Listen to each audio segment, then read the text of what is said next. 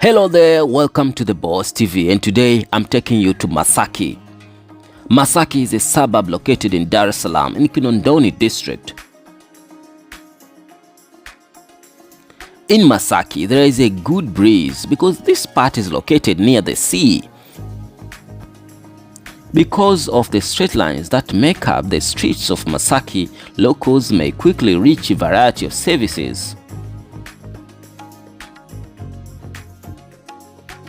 Most of the people who live in Masaki have a good economy. Most of them are self-employed and thus tend to have high income. Many visitors from different nationalities, when they arrive in Dar es Salaam, like to live in Masaki because of the clean environment and good sea breezes.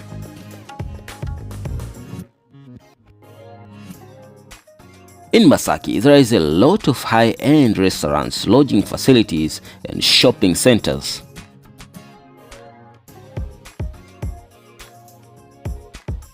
Masaki is a thriving residential suburb that is distinguished by large houses, an abundance of trees, a peaceful setting, and the lush gardens.